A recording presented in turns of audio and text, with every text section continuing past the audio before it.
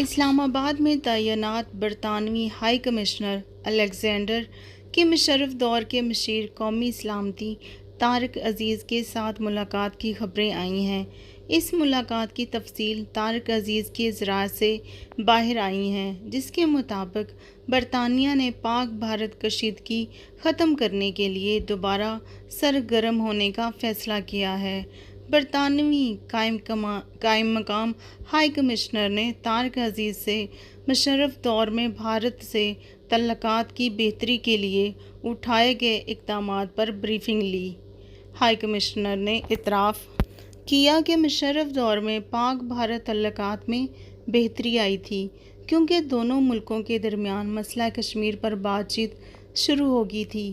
ملاقات میں طارق عزیز نے برطانوی سفارتکار کو بتایا کہ کشمیر پر بات چیت کو یقینی بنانے کے لیے اعتماد سازی کے کئی اقدامات اٹھائے گئے تھے۔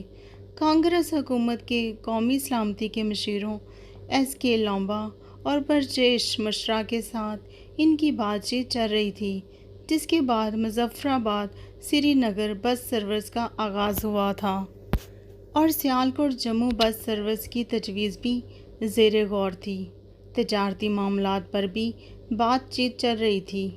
تجارتی آئٹمز کی فہرست 300 سے بڑھا کر 25,000 کی گئی تھی۔ اس سے پہلے 2003 میں دونوں ملکوں میں جنگ بندی کا معاہدہ بھی ہوا تھا۔ برطانوی سفارتکار نے تسلیم کیا کہ وہ طارق عزیز کے تجربات سے استفادہ کرنا چاہتے ہیں اور اس ملاقات کی رپورٹ برطانوی حکومت کو ارسال کی جائے گی۔ برطانوی حکومت کی طرف سے مسئلہ کشمیر پر مذاکرات کے آغاز اور پاک بھارت تعلقات میں بہتری کے لیے سرگرم ہونا خاصی اہمیت کا حامل ہے۔ برطانیہ طویل خاموشی کے بعد مشرف منموہن پیس پروسیس کے احیاء کے لیے سرگرم ہو رہا ہے۔ ماضی کے اس پیس پروسیس یا پیش رفت میں برطانیہ کا پس پردہ کردار تھا۔ برطانیہ نے کشمیر کے اندر حالات کو بدلنے کے لیے حریت پسندوں کو سیز فائر پر آمادہ کرنے اور سابق عسکری کمانڈروں کو ایک غیر عسکری رول دینے کے لیے خاصا کام کیا تھا۔ برطانیہ نے کشمیری قیادت اور انٹیلی جنس کے سامنے شمالی آئرلینڈ کے پیس پروسیس کا ماڈل بھی رکھا تھا۔ شمالی آئرلینڈ میں آئرش ریپبلکن آرمی نے ہتھیار چھوڑ کر برطانیہ کے ساتھ پاور گیم میں شریک ہونے کا راستہ اختیار کیا تھا۔ ریپبلک آف آئرلینڈ نے خود کو اس تنازع سے بتدریج الگ کر کے آئرش ریپبلکن آرمی اور برطانوی حکومت کو ایک معاہدے اور پیس پروسیس میں آگے بڑھنے کا راستہ دیا تھا۔ شمالی آئرلینڈ کے اس پیس پروسیس کا جائزہ لے کر اس تجربے کو کشمیر میں دہرانے کے امکانات کا تحقیقی انداز میں جائزہ لینے کے لیے کنٹرول لائن کے دونوں جانب کے کشمیریوں کے ایک گروپ کے ساتھ مجھے بھی شمالی آئرلینڈ بلفاسٹ کے دورے کا موقع ملا تھا۔ تھوڑے سے رد و بدل کے بعد اس فارمولے کو کشمیر پر لاگو کیا جا سکتا تھا، مگر بھارت یہاں بھی برطانوی وزیر خارجہ کی طرح کوئی بڑا اعلان کرنے پر تیار نہ ہوا۔ برطانوی وزیر خارجہ نے یہ کہہ کر گڈ فرائیڈے ایگریمنٹ کی راہ ہموار کی تھی کہ ان کے ملک کے شمالی آئرلینڈ میں کوئی سامراجی یا توسیع پسندانہ مقاصد نہیں۔ پاک بھارت تعلقات بگڑ جانے کے بعد برطانیہ بھی دیکھو اور انتظار کرو کی حکمت عملی اپناتے ہوئے اس معاملے سے قریب لا تعلق ہو کر رہ گیا۔ 5 اگست کو کشمیر کی خصوصی شناخت کے خاتمے کے بعد پاکستان اور بھارت میں کشیدگی کا ایک نیا دور شروع ہوا، تو اس دوران برطانوی حکومت نے غیر جانبداری کا کردار چنا، مگر برطانیہ کی طرف سے کشمیر میں انسانی حقوق کی خلاف ورزیوں پر بات کی جاتی رہی۔ برطانیہ میں پارلیمنٹ کی سطح پر کشمیر کی صورتحال پر ہونے والی بحث بھی جاری رہی۔ 5 اگست کے اقدام کے خلاف برطانیہ میں کشمیریوں کے دریائی جلوسوں نے بھارت کو برطانیہ سے کبیتہ خاطر کیا تھا۔ اس کا ثبوت ایک بھارتی دانشور راہل رائے چودھری کا 1 سال قبل شائع ہونے والا مضمون ہے۔